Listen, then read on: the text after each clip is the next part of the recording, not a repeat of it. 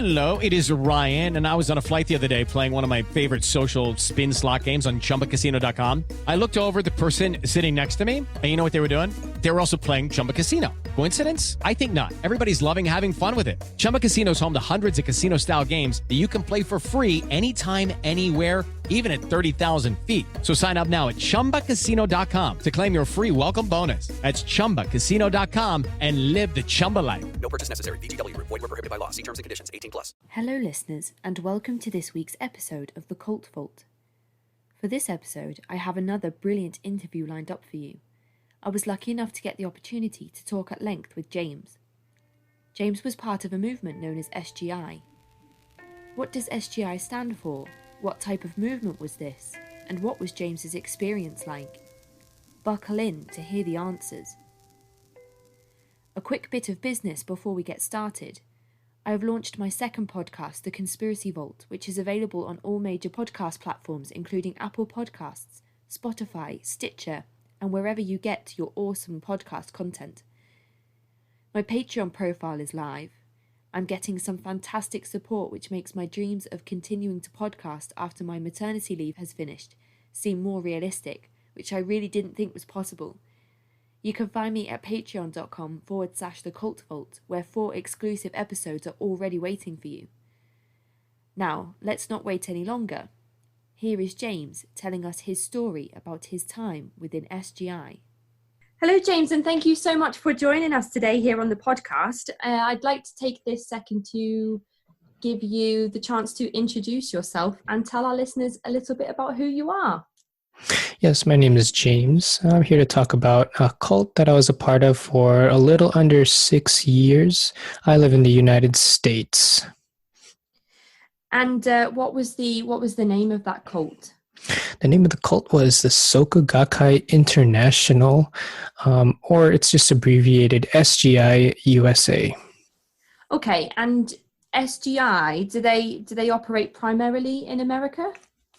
SGI is all over the world. The spiel that we would usually tell people when we were recruiting was that it was located in 192 countries and territories. So SGI just encompasses everywhere outside of where the organization was originally based off of, which is Japan. So in Japan, it's just referred to as Soka Gakkai. And outside of Japan, every place that practices Soka Gakkai is known as SGI, and then the name of the country. So SGI Canada, SGI Mexico, and where I'm from, SGI USA. Okay. And when you say practice, what sorts of things are you talking about? So SGI claims to be practicing a form of what's called Nichiren Buddhism. So basically it's Buddhism that was started by a monk in 13th century Japan, where they do this chant, which is Nam-myoho Renge Kyo. And what they decide to do is they chant it in front of a scroll, which is called a Gohonzon. And this scroll is said to represent people's lives. And then on top of that, there's a lot of Buddhism that's packed on top of it.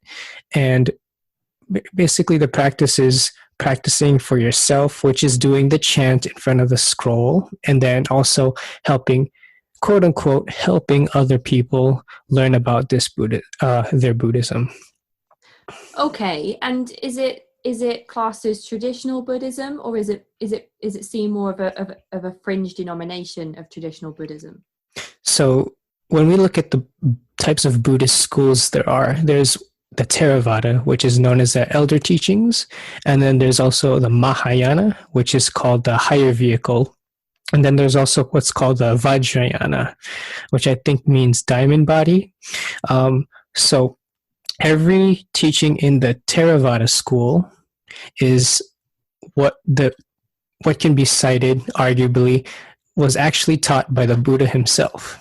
Now, what the school of Buddhism that Nichiren Buddhism comes from is Mahayana Buddhism, which didn't actually start to be written down until a few centuries after the actual Buddha had died. So the legitimacy and, authenticity of these teachings can be argued either by the Buddha or not, just because there's such a huge gap between when these teachings were actually written down and when the Buddha actually died. So it can be considered Buddhism because of many doctrines are Buddhist, like, there's still the belief in karma, reincarnation, but there's many different aspects of this Buddhism that make it different. For example, in SGI, there's no monks, there's no priests, there's no reverends, and it's all lay people. So, and every type of person can practice this Buddhism, whereas opposed to some other Buddhisms where they just have monks and then they have the laity. So it's not your typical go to a temple and then pray. It's a lot of meeting at people's houses and then learning about what their belief systems are. Okay. And how did you find yourself involved with SGI? Somebody introduced it to me about 6 years ago. I liked the people, and every time I walked into, they call it a community center, and they use Japanese and English terms at the same time. So they refer to the community center as a kaikan, Kaikan. And every time I would go into the kaikan, they would always have people, smiling to say, "How are you doing?" And I felt just very included, valued, and it just seems like something, I'd love to be part of, So, as the people continue to, shower me with praise and, show appreciation for me even showing up, I just started to stick around, and, years passed and I took on a few leadership roles as a volunteer, and I've done many things with them. I've traveled to their conference center. I went to Japan. I went to many places across the United States and learned about all these different members. So the more I learned about it, the more I was just focused on, I want more of this good feeling that I've experienced when I was first introduced to them. Okay, so you're describing the love bombing aspect of a cult with the yes, and then you said just then that you went to all of these extra things looking for that initial feeling that you had when you first joined the movement. So did that initial feeling and the love bombing eventually sort of wear off as you became more involved with the movement? Yes, definitely. The more things they asked of me to do, the more I just became frustrated. And the higher I went in, their levels of leadership, I just felt, it just got more frustrating. Of course, there's still the love bombing, like you mentioned, but when I thought that I would have more influence on the things that we would be doing, like, how to hold certain activities or how to view a certain principle, I just didn't feel like that's that, I wasn't getting what I thought I would be getting by moving up the ladder of leadership. And there was a point where I would have to devote about 4 to 5 hours every week just to plan, discuss, and host different types of meetings. And it was just frustrating because I felt like, we're doing all of this and, what is the result? All it was doing was just promoting the agenda of SGI, and it wasn't really contributing to my personal life. Okay. So when you were contributing all of these extra things, attending all of these extra things outside of the usual services or get-togethers, was this from your choice and interest, or was it because you were sort of encouraged to be a better follower or a more devout follower to attend extra things outside of regular sessions? Oh, yes, definitely a combination of both of those things. They would have a lot of different things that I would be interested in. Like there was an arts group, there was a music group, and there's like, a cleaning group. And of course, I don't mind helping clean now and again. And then there's like a security group. So there's a lot of different things that, I wanted to say, hey, I contributed to that part. And at the same time, one thing that they also mentioned is that engaging in activities is an expression of faith. So the more things that you did for them, the stronger your faith was in Buddhism.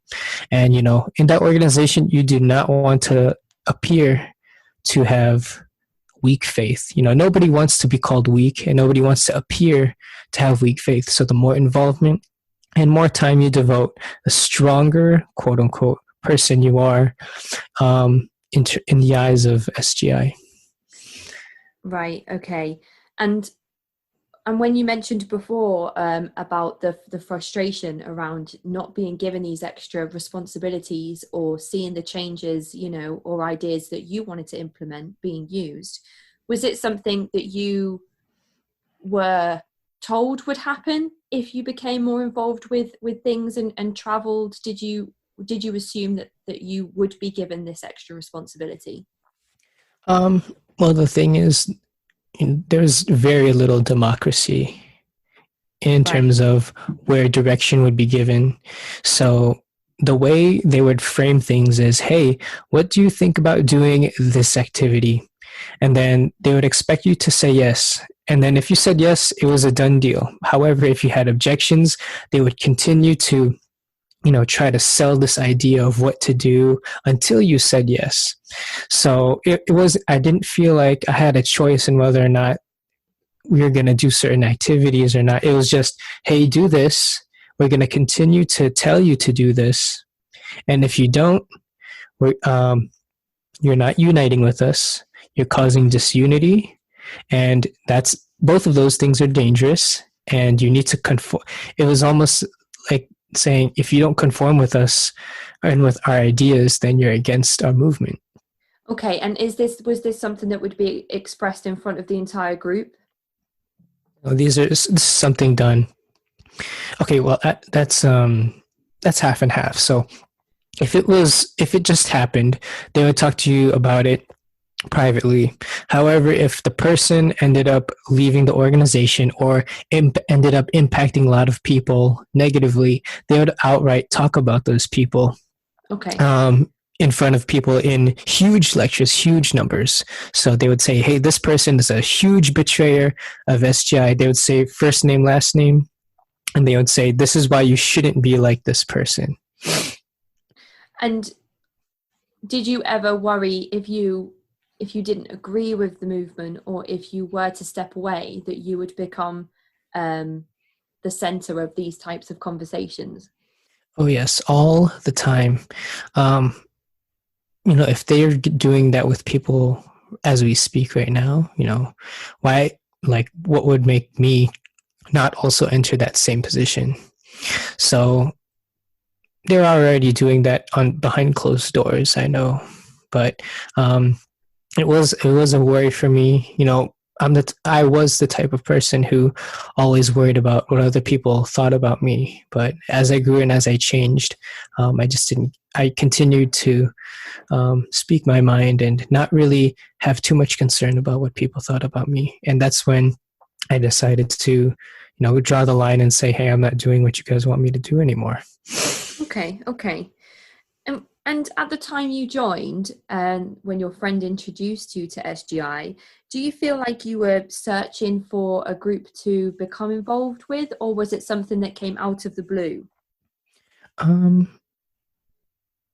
It was something that I came out of the blue, but one thing that I will mention is that when they teach you about chanting, chanting that phrase, Nam Myoho Renge Kyo, right, they tell you to chant for what you want. And one of the things that I chanted for was, I guess, a better group of friends. Not that the current group of friends I was hanging out with was any bad, but just wanted to find the right group, and then it ended up being SGI at that time.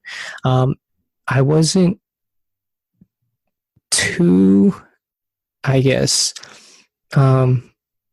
like I said, my friends weren't bad at all at that time, but I was definitely looking for something greater than myself. I would Right. say. Right. Okay. And what does an average day and week look like for a typical SGI member in America? So a member can just go through the flow, but what I would like to detail is what actually a leader might have to go through. Yes, So absolutely. Yeah. Yeah. yeah, so a member can just go through the motions.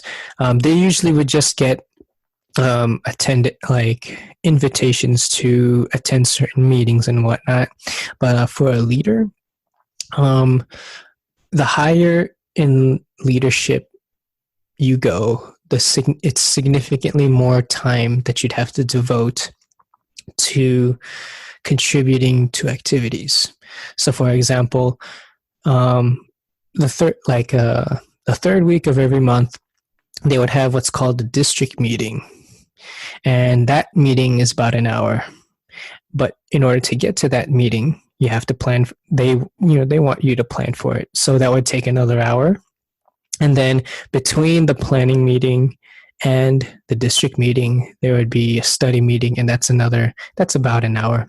Ryan Seacrest here. When you have a busy schedule, it's important to maximize your downtime. One of the best ways to do that is by going to ChumbaCasino.com. Chumba Casino has all your favorite social casino games like spin slots, bingo, and solitaire that you can play for free for a chance to redeem some serious prizes. So hop on to ChumbaCasino.com now and live the Chumba life. Sponsored by Chumba Casino. No purchase necessary. VGW Group. Void where prohibited by law. 21 plus. Terms and conditions apply. And then between all those meetings, you're expected to also reach out to members to see how they're doing. You're expected to also propagate SGI's form of Buddhism. You're expected to chant and recite parts of their literature, which is called the Lotus Sutra, every morning and every day. And it takes about 5 to 10 minutes to say those in the morning and in the evening. And what's also told is that the quality and quantity of your chanting is important. I know people who chant minimum 1 hour in the evening and 1 hour in the day. And I know people who chant up to 3 hours every day to the scroll. So depending on how far someone is into their faith with SGI, they could devote hours and hours and hours of chanting, and on top of that, do activities and reach out to people. So it sounds like most of your time is wrapped up in your leadership responsibilities within SGI. Not a lot of time for free thinking, not a lot of time for anything outside of SGI. Were you employed at this time and juggling a job as well? Oh yes, the entire time I was with SGI, I worked full time, if not more, and I did have my own interests and whatnot.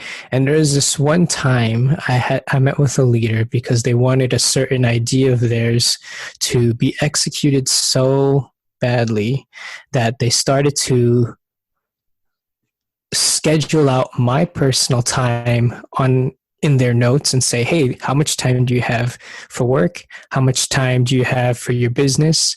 And then I feel they honestly expected me to devote any time that wasn't work or hobbies to SGI. So, I was working full time, and, I have my own life. I have family. I have my own interests that I'm devoted to. So, like I said before, engaging in activities for SGI was considered an expression of your faith. And the more you did for them, the more powerful and gung-ho you appeared to be. And on top of that, they would use the concept of karma and cause and effect in the way that saying, oh, you're doing all these things for a movement for world peace. And because you're doing these things, you're building great fortune for yourself many years down the road. Now, some people I know, they have nice houses and they have nice cars, but for the case of many people that I've met, who have chanted hundreds and thousands of hours and who've engaged in activities, they're still at the same point in their life, whether or not they chanted or not. So it seemed as if this concept of quote unquote building fortune was their way of having people engage in more activities and just continue to propagate the agenda of SGI.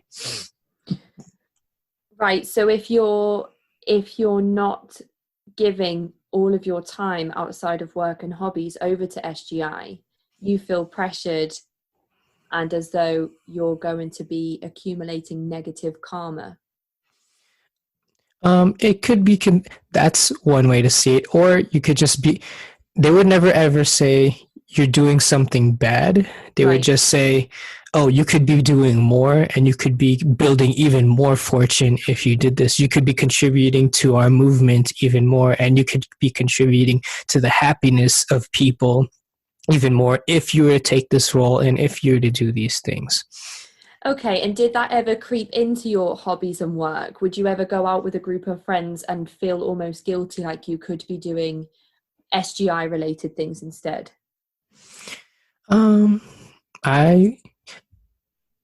I think so. When I first joined, I was devoting a significant amount of time to SGI, and there was a point in my life for about maybe 6 to 9 months, maybe I was doing an activity every single day. Wow. So that includes driving to the location, staying for an hour and a half, and then driving back. And I actually liked it. It's not that anyone was pressuring me to do it, but I just felt personally, hey, this is what, I'm supposed to do. And this is this is good for me, and this is good to help other people in their lives too. And one thing that really did actually affect some of my relationships, mentioning friends, is that I would try to get some of my friends to join, and some of them did join SGI. Some of them I still talk to today, but a handful of them, I do feel that it did negatively affect our friendship for sure. So when I was hanging out with people outside of SGI, or if I was going to an activity, I would have to weigh, which one should I do more? Should I do this or should I do that? A lot of the time I spent like weighing the pros and cons. Oh, should I hang out with my friends or should I hang out with SGI? SGI made me feel good. SGI made me feel amazing. And I don't feel that at the time my friends who I hung out with could have made me feel the same way that SGI did. Right. So naturally you'd want to combine those two things together and have them at the same time. Exactly, yes. Okay, I was actually going to ask if any of your other family members or friends were part of the movement. And the friends that you did manage to recruit, have they stayed since you left? 2 are still my friends. One of them doesn't care. And then another one does not even bother with anything SGI. Some of them do still do the chant that we do, that chant of Nam-myoho Renge Kyo. But it's a form of meditation, and 33 other schools of Buddhism do it. So they still do that chant, and they still say, oh, when I do this chant I feel good, and that's totally fine too. I respect that. But in terms of involvement with SGI, I don't think anybody bothers to attend any activities. Right, okay. So when somebody leaves a movement like this, there are positives that you can take from these experiences that can still help you on your personal journey. It just comes without the pressure of constantly being involved in all of the movement's activities and devoting all of your time to this movement. Mm-hmm. Okay. And what was the reaction of your family members when you joined this movement? Did they have any questions, or were they just typically uninterested? Some of them weren't uninterested. A few just had questions like, "Oh, what is it? Are you guys like Chinese? Are you guys Japanese? Like, what is this?" So they just wanted an understanding. But when I joined, I was an adult, and just had questions to clarify exactly what it was. So they weren't opposed, but they weren't in favor. So I'd say that the general attitude was neutral. Okay, okay. And during your time spent within SGI, was there any kind of lifestyle restrictions that you found you were kind of dissuaded from certain foods or wearing certain clothes, things like smoking and alcohol? We could do all those things, but of course, if we can't drink at the community center, there's like a designated smoking area. We can't come in drunk. Um, the one thing that might be restricting is that they did not like us to explore other types of Buddhism. Right. And to do so could be described as devilish. It could be described as slanderous, blasphemous, and it could just be seen as almost a negative cause to even associate yourself with a temple or monks or any other teaching of Buddhism. So I'd say that might have been the only restriction. Okay, okay. So it's not seen as a negative to socialize with people outside of the movement, just anybody involved in another Buddhist specific movement. Um, I will mention that there is this one sect of Buddhism that they absolutely hate, and Right. it's called the Nichiren Shoshu Temple, or NST. Now, a little history regarding this. NST and SGI used to be together.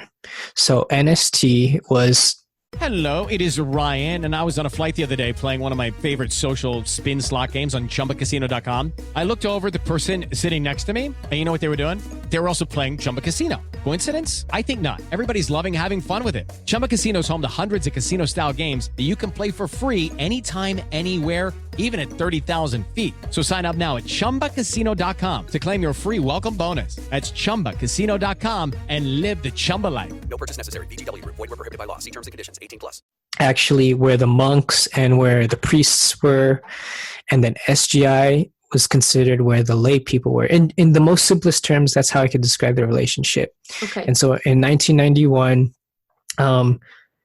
NST excommunicated all of SGI and their members, and then some of them went back to NST, but what's told to us is that the majority actually went with SGI.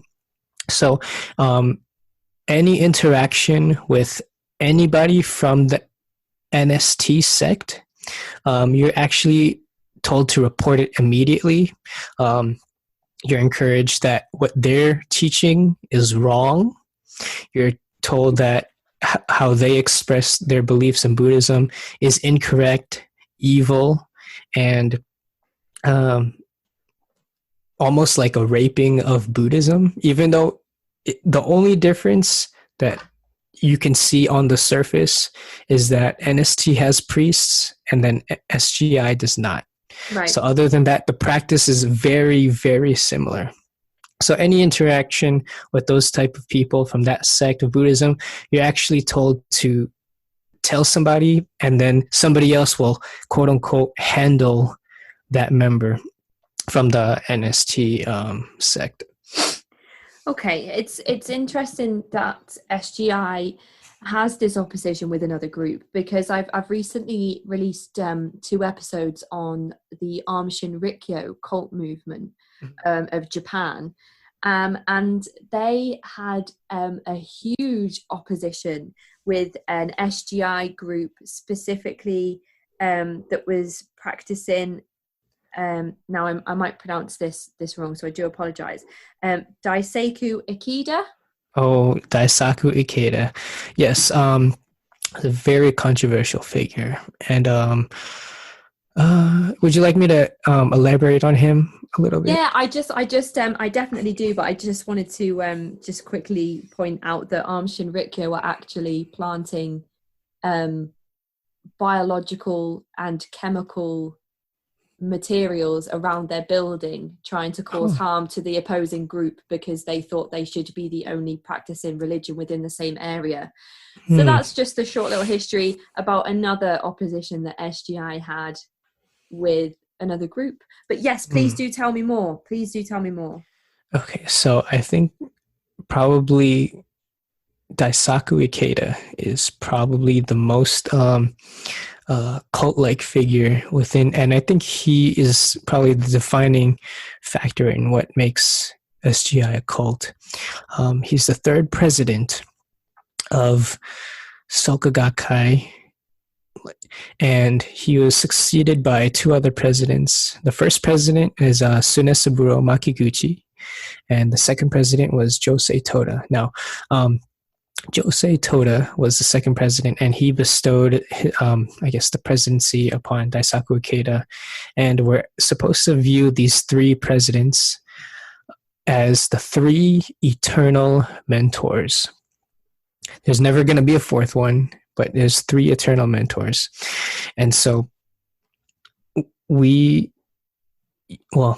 used to refer to them as either Ikeda Sensei, and Sensei means teacher in Japanese. And so people would flock towards Daisaku Ikeda. He was very charismatic. The way he would carry himself in public was very charismatic. And I'm convinced today that people think that he is, the second coming of Shakyamuni Buddha himself, who's the original Buddha. So there's pictures of him in every single community center across. And actually, if you go to these community centers of SGI, you'll always see his picture, but you'll never see a picture of the Buddha. You might see a picture of Nichiren, but you'll never see a picture of the actual Buddha. You're always going to see Daisaku Ikeda. You're going to see his name, Sensei. You're going to see people refer to him as their eternal mentor. And some people even refer to him as,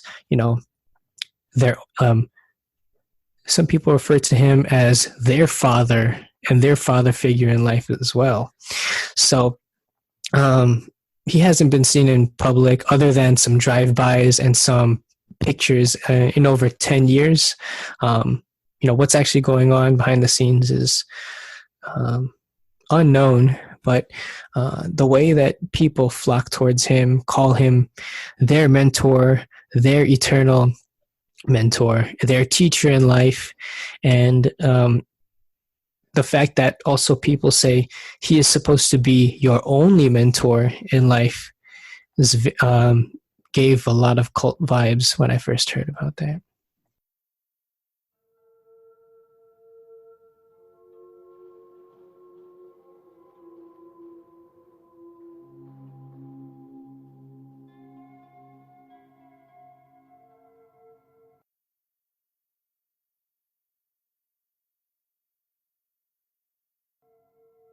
Hey, it's Ryan Seacrest. Life comes at you fast, which is why it's important to find some time to relax. A little you time. Enter Chumba Casino. With no download required, you can jump on anytime, anywhere for the chance to redeem some serious prizes. So treat yourself with Chumba Casino and play over 100 online casino-style games, all for free. Go to ChumbaCasino.com to collect your free welcome bonus. Sponsored by Chumba Casino. No purchase necessary. VGW Group. Void where prohibited by law. 21 plus. Terms and conditions apply.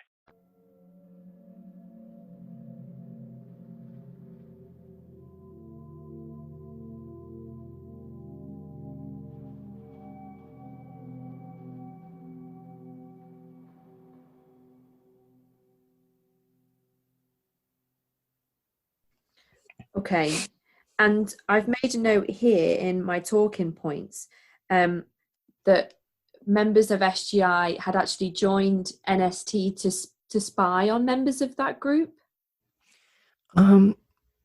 Yes, that what happened back maybe in the 70s or in the 80s.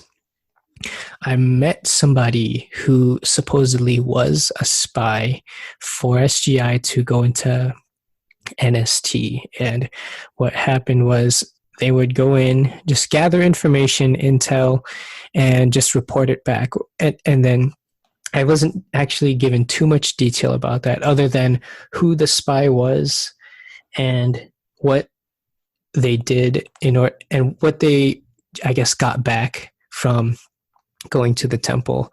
But yeah, SGI always wants to know what NST is doing.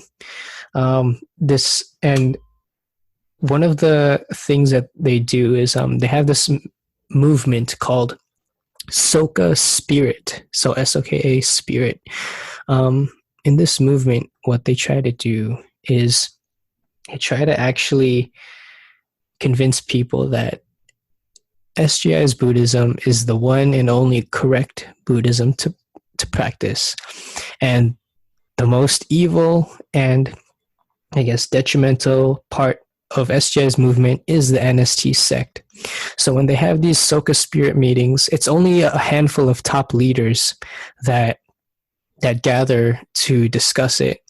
And so what they report at these meetings is, what names of the members of NST, where they were last seen, and I guess they try to get an idea of how big the NST congregation is, because they actually don't want the NST to build any more temples in the United States. How it is in other countries, I have no idea, but they do not want people in the NST to establish their own community centers and their own temples.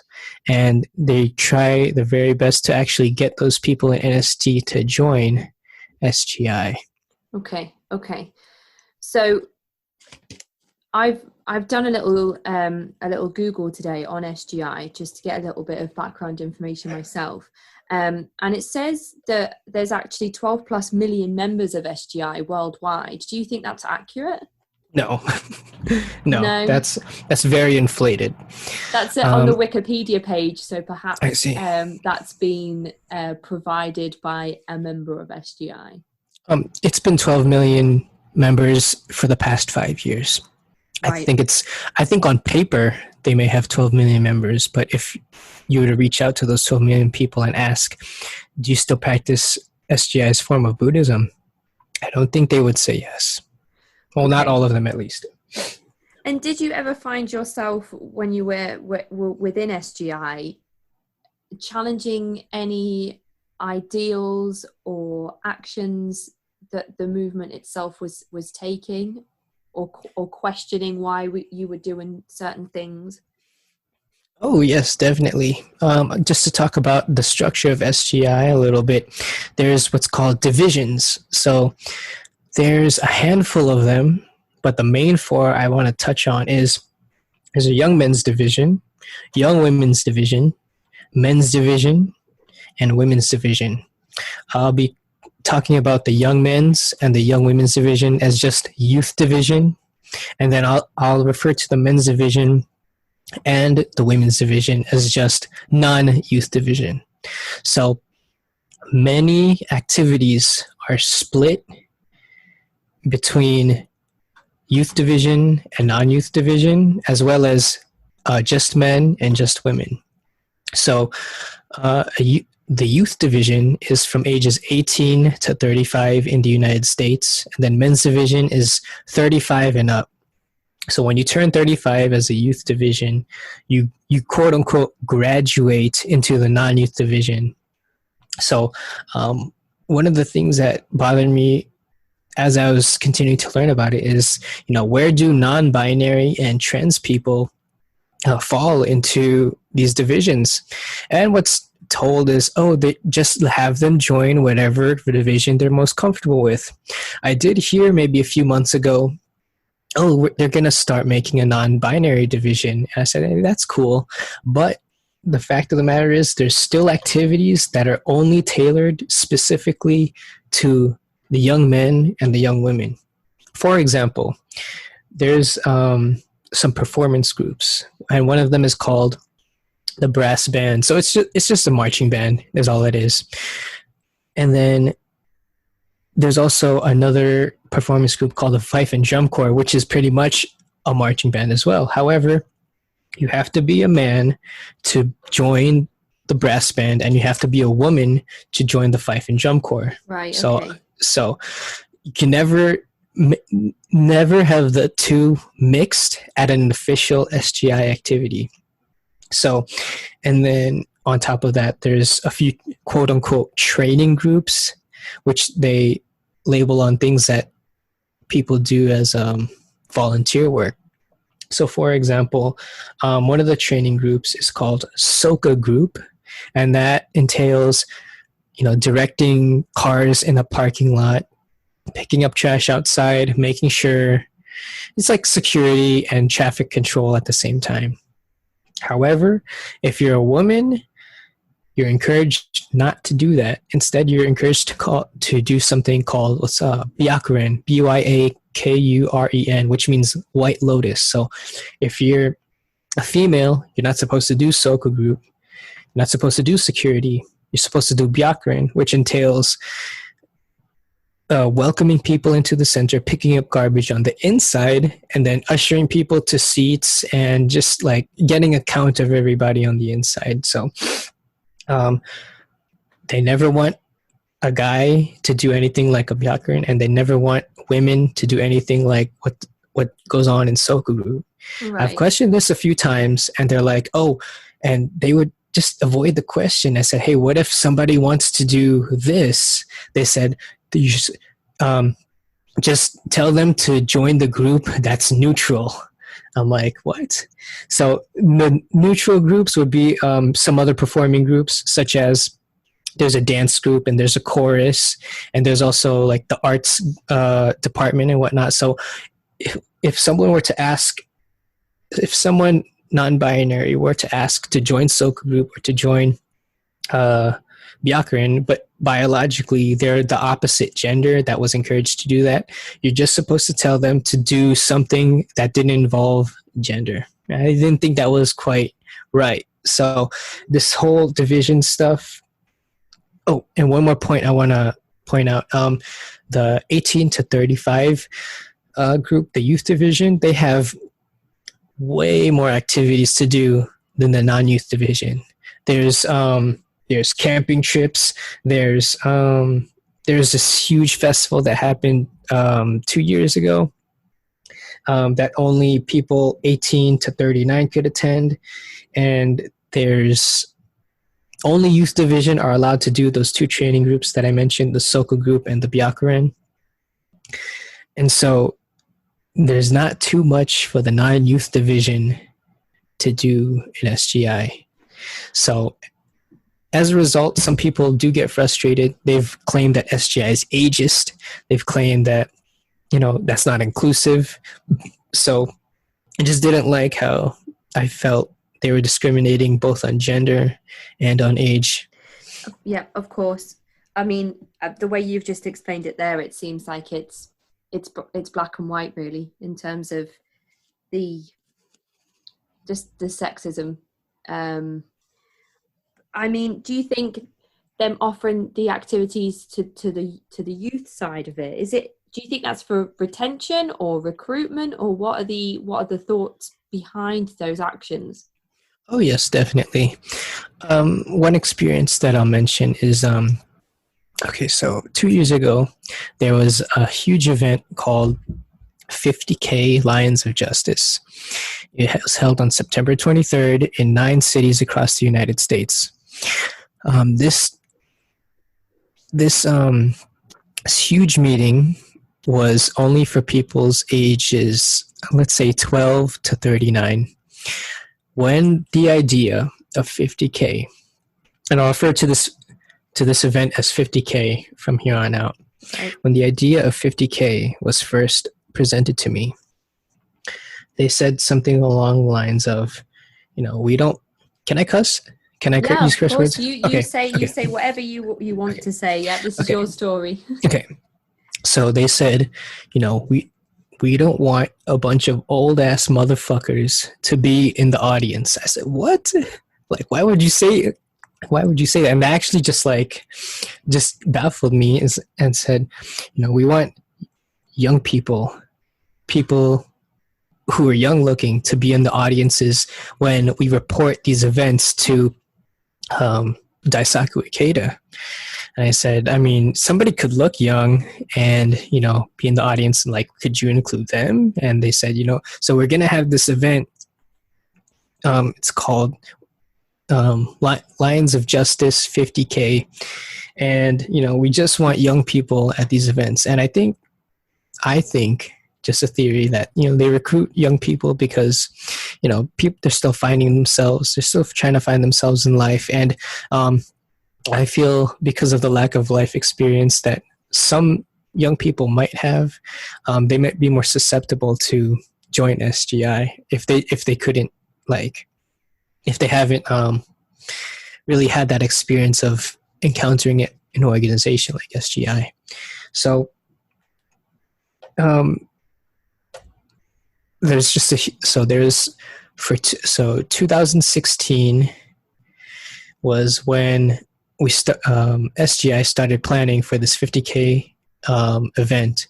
So 2 years, all the emphasis, well, they wanted to think that all the emphasis was towards 50K, but there was just, I'll say the majority of the emphasis was to make this huge meeting possible. And the initial intention of it was just to bring more people in. Okay. Did it work? No, it didn't work.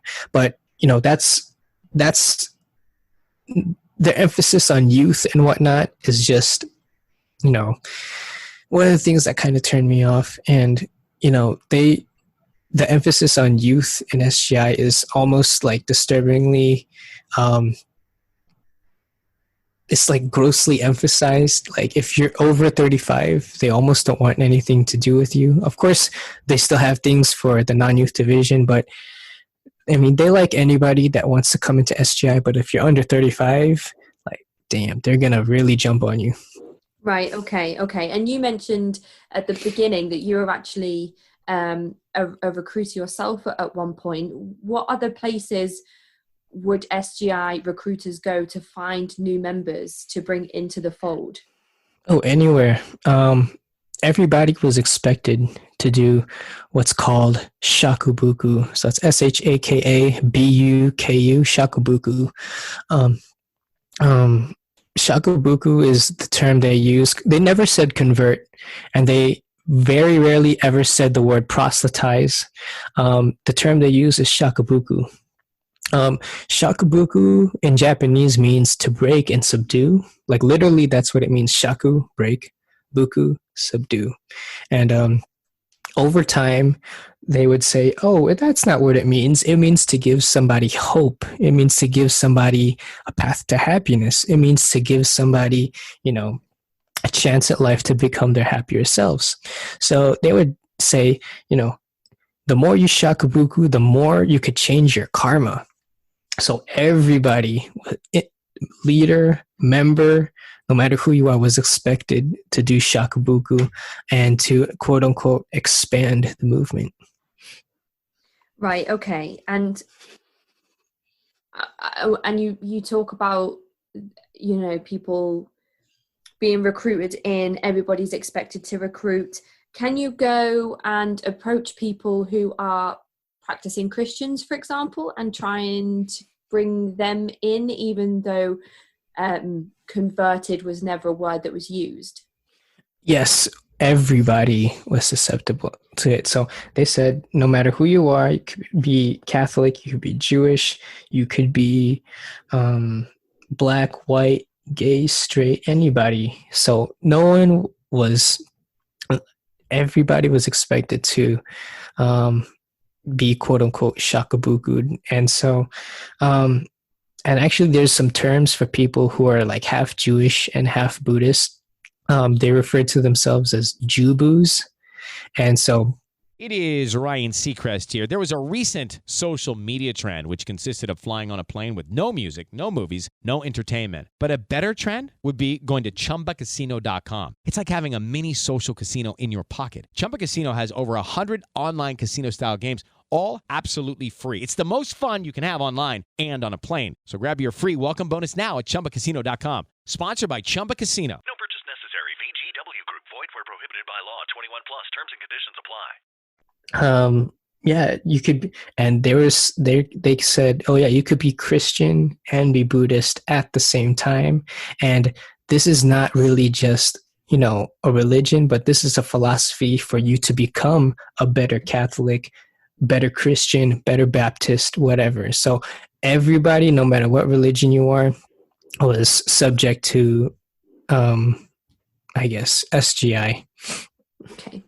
It sounds quite similar to I did cover the Hare Krishnas in a few episodes back, in terms of you can be a Catholic, you can be a Christian, you can be Jewish, and also become part of the Hare Krishna movement. But the people were expected to spend so much of the day chanting, so much of the day going to temple and worshipping, that actually they had little time left to go to church, to practice their religion. So people would actually go more towards the meditation and the chanting and further away from their Christianity, which I found really interesting. Do you think that that's something that might happen with SGI as well? Yes.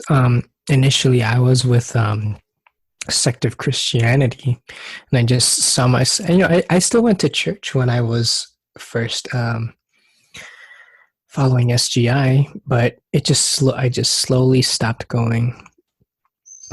Okay. And when you were in SGI, were you expected to contribute any money, or were you expected to fundraise for SGI in any way? Okay, so it's a little bit weird when it comes to fundraising. So we're not allowed to do fundraisers, like no car washes, no bake sales. But the only thing we were told to do is to contribute either like towards the beginning of the month or during what's called special contribution, which is pretty much the entire month of May. And it's also called May contribution. What they say is that all the contributions made at that time are the funds that are going to go to help everywhere else in SGI USA, to build new buildings, to, I guess, pay for security and whatnot. So, no one really peddles people to donate. But during May, it was expected to contribute something, even if it was $1 or like 10 cents to SGI. Okay. And do you remember the specific moment that you decided to leave SGI altogether?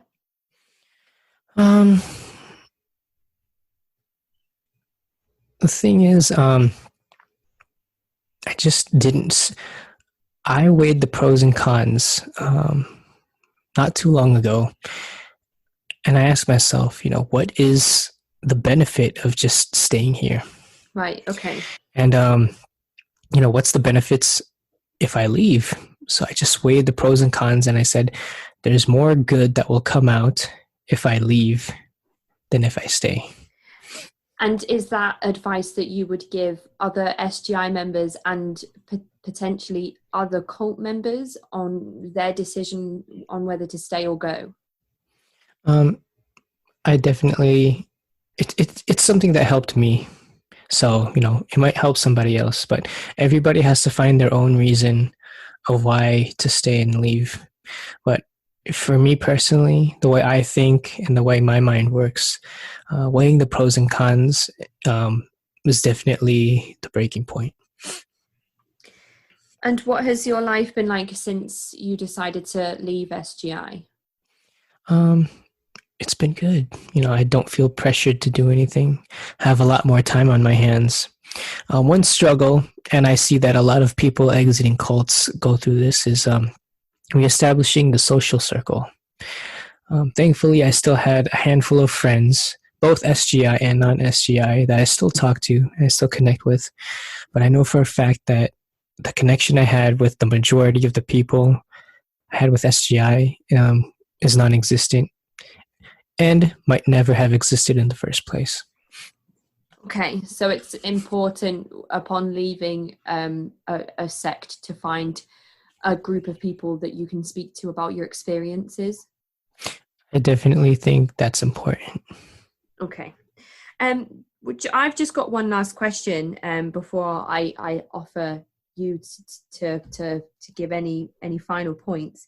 How do you think cults like SGI have fared across the world during this COVID-19 pandemic? One thing that I will mention is that they have significantly less control over their members because of the fact that they can't meet in person. Now, one workaround they've had with that is having Zoom meetings like we're having right now. Mm-hmm. But, in terms of actually physically meeting people, because that was a huge part of SGI, like actually meeting up with somebody. They called it home visits. That's very hard to do now. It's not impossible. It's just difficult to do. But, a huge aspect was actually they had this huge movement called connecting beyond the screen, and now they can only connect beyond the screen. So I feel like their control over their members has been decreased, but they're going to find some sort of way to continue to establish accountability that their members are still going to practice what they preach, that their belief system has not faltered, and that they still want to contribute to the movement despite the fact that a lot of things are hindered. So I think it definitely, who hasn't been affected by it at the end of the day? But I definitely feel like they lost a lot of control, and they actually panicked. I felt that they panicked for a little bit. And one interesting thing about SGI and COVID was that they said for every one meeting you attend, you have to reach out to 4 people to encourage them. Encouragement could be like, just checking up on them and sharing some Buddhist scripture. So, and to this day, they still don't want people to, it's not, they even said in their, they have these guidelines that they share every month on how to hold certain meetings, and they still say Zoom meetings are still not an official direction of SGI USA. So, they still want things to be old school. They still want things to be, one-on-one, you and me and, nobody else. But I think it really challenged the control and political structure, if that's appropriate to call it that, that they currently have. And if they don't adapt, they definitely won't succeed. One thing that I do want to say is that, whoever's listening right now, it's not anyone's fault that, you joined a cult. No one intentionally joins cults. And the one takeaway that I got from it is that even though it was rocky at first, exiting and leaving, it did get better. It is getting better. The one thing that I'm learning right now is, I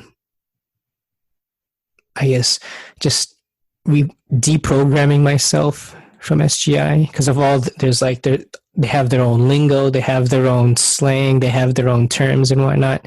Deprogramming myself and finding happiness without relying on something else outside of myself is probably the biggest challenge, but it's not impossible. I think if people are willing to go that extra step to find what really makes themselves happy and what really makes themselves unique, without having to listen to somebody else, to without relying on a cult to remind them of that, I think that's definitely the first step towards, living your better life. That's really well said. I think you've summed it up perfectly. And there are so many resources available for people that are finding themselves coming out of these movements. Specifically, if you are coming out of SGI, and there is the SGI Recovery Room subreddit, which I know has a lot of supportive ex-SGI members in it. And likewise, you can Google cult support or cult therapy, and there are so many online resources available for people coming out of these movements. So I think that's probably all we've got time for today, James, but I just wanted to say a massive thank you for coming on and sharing your educated wisdom on this subject matter and giving us the details of your experiences within this movement. Oh yes, thank you so much for having me on, Casey. Appreciate the opportunity. I'm really, really looking forward to being able to share this episode with you in a couple of weeks' time.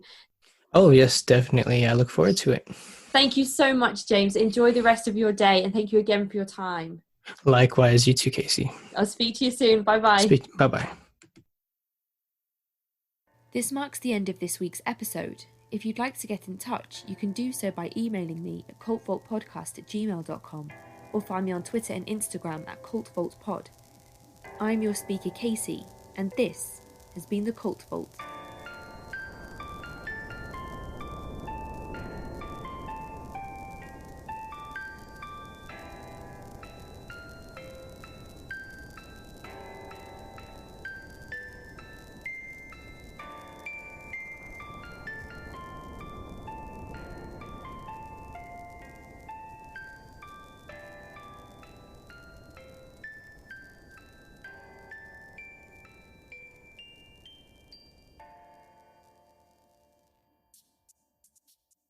Hey, it's Ryan Seacrest. Life comes at you fast, which is why it's important to find some time to relax. A little you time. Enter Chumba Casino. With no download required, you can jump on anytime, anywhere for the chance to redeem some serious prizes. So treat yourself with Chumba Casino and play over 100 online casino-style games, all for free. Go to ChumbaCasino.com to collect your free welcome bonus. Sponsored by Chumba Casino. No purchase necessary. VGW Group. Void where prohibited by law. 21 plus. Terms and conditions apply.